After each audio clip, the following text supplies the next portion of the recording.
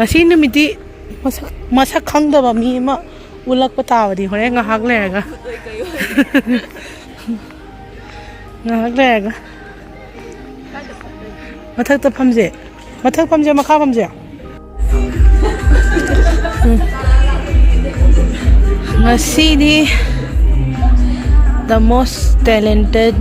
courageous amaga chaminarani zekanano masagulage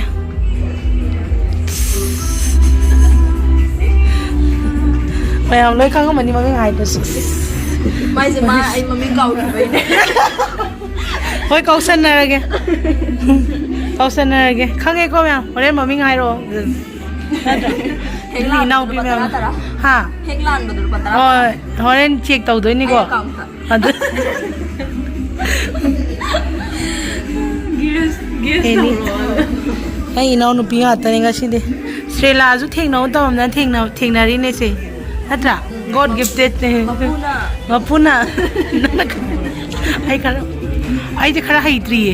mangon ai tamau doi ni ko ngasi mangon ai tamau doi ne camera mama maning da lei bi kana no khoi ge che julia mangon ai tamau ge ngasi se khoi myam Saturday night se kaba kainom saru se na nak pane ba ado achapo ti pizza dre bu ko plate se upsala thamme bu ko ado kamain cha ga dam no su khangdre ising dang pitha tha ising bu di pithak pi re je sone ga na ju cham thok pi ra ga ising bu di pithak pi re ba khangde da khoi ma ko ra cha khapa mo da hayo gi do wa le hoje aina Strela je kau bi ra ga se plate upaga khanga lai re ma horen kai hai do no gong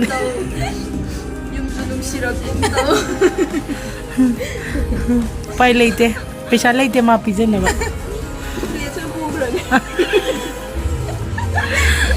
ya ni jina hai ba ngam je da bi da khangza ri jangi nang jo keno daga di juice daga di green ne chaba dana junk natra anta kai appointment lauzari ni ko ngasi gi appointment lauzari ati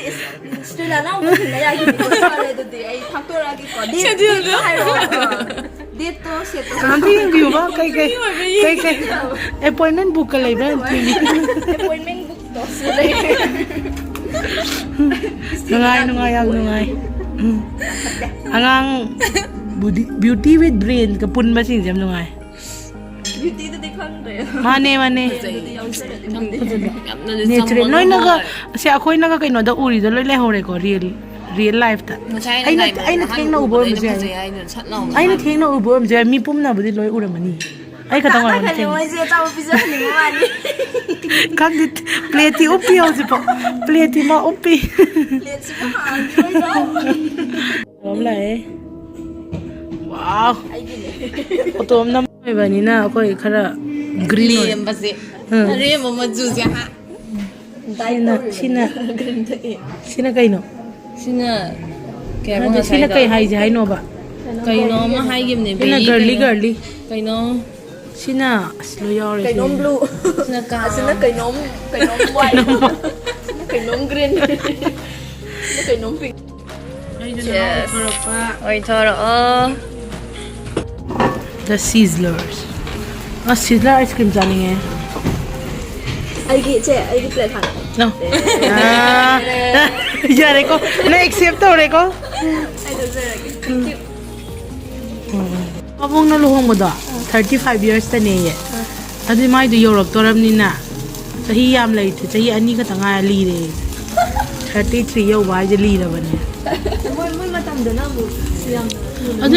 peni moi matam ya de moi matam da akhoi ra ka bu ngam li ba man gi tra fried rice ka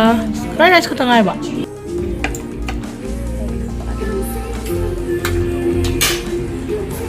pusana na de ta ai no me khuding cha ba de lep ta nang gi wen ha po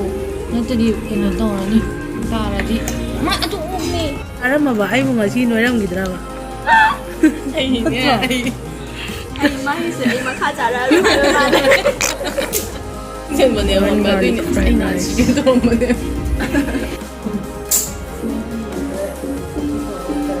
ꯀꯩꯅꯣꯁꯨ storage ꯂꯣꯏꯗꯔꯝꯅꯤꯀꯣ ꯆꯥꯁꯜꯂꯣ ꯂꯣꯏꯅ ꯁꯥꯎꯔꯕ ꯃꯉꯥ ꯂꯩꯍꯧꯔꯤ ꯑꯗꯨ ꯍꯥꯡꯍꯟ ꯌꯥꯅꯤ ꯆꯥꯁꯜꯂꯣ ꯍꯥꯏꯔꯃꯦꯅ ꯍꯨꯝꯅꯒꯤꯗꯤ ꯐꯨꯠꯄꯒ ꯍꯨꯝꯅꯒꯤ ꯑꯩꯈꯣꯏ ꯍꯥꯏꯕ ꯌꯥꯝ ꯏꯟꯕꯅꯦ ꯆꯥꯁꯜꯂꯣ ꯍꯥꯏꯔꯃꯦ ꯑꯩ ꯉꯝꯃꯔꯣꯏ ꯐꯨꯠꯄꯒ ꯍꯨꯝꯅꯒꯤ ꯑꯩꯗꯤ ꯍꯥꯏꯕ ꯌꯥꯝ ꯏꯜꯂꯦ ꯑꯩꯅ ꯏꯍꯥꯟ ꯍꯥꯟꯅ ꯇꯧꯔꯤꯗꯣ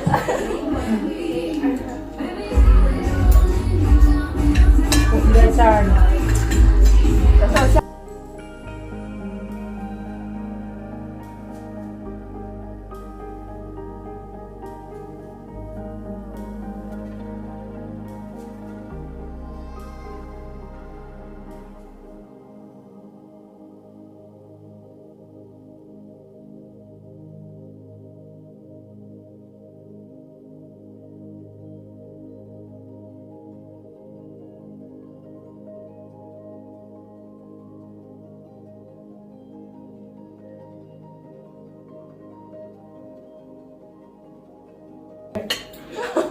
ꯆꯤꯑꯣꯡ ꯅꯠꯇꯦ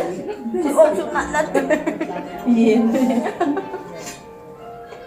ꯍꯤꯡꯖꯥꯡꯅꯤꯗꯣ ꯃꯇꯦꯡ ꯂꯥꯛꯑꯦ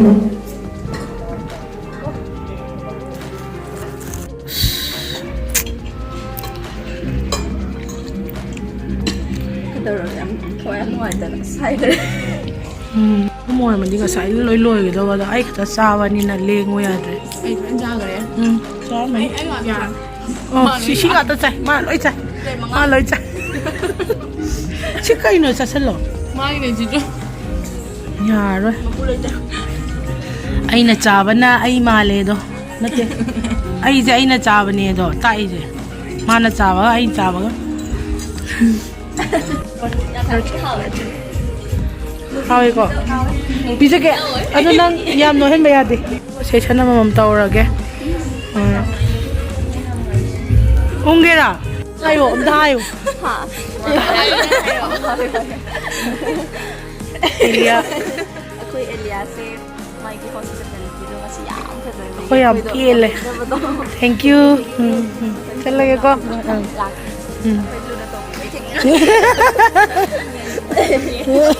ꯌꯥꯝ ꯇꯣꯏꯅ ꯌꯦꯡꯉꯣ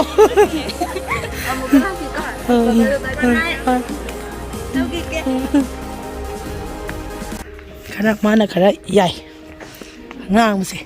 ꯆꯣꯡꯉꯨꯅꯦ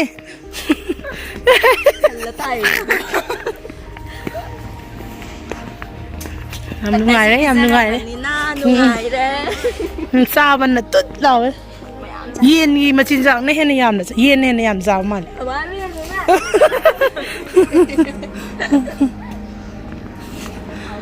Thank you, Che, Julia. ꯑꯩꯈꯣꯏ ꯄꯨꯊꯣꯛꯄꯤꯕꯒꯤ ꯑꯗꯨꯒ ꯑꯆꯥꯄꯣꯠ ꯃꯌꯥꯝ ꯄꯤꯖꯕꯤꯕꯒꯤ ꯈꯥꯁꯥꯎꯏꯗ ꯑꯩꯁꯨ ꯊꯦꯡꯀ꯭ꯌꯨ ꯅꯪꯒꯤ ꯆꯤꯜꯂꯕ ꯇꯟꯖꯥꯗ ꯅꯆꯦꯕꯨ ꯎꯅꯕ ꯂꯥꯛꯄꯤꯕꯒꯤ ꯊꯦꯡꯀ꯭ꯌꯨ ꯑꯩ ꯐꯃꯨꯡꯗꯩ ꯆꯤꯡ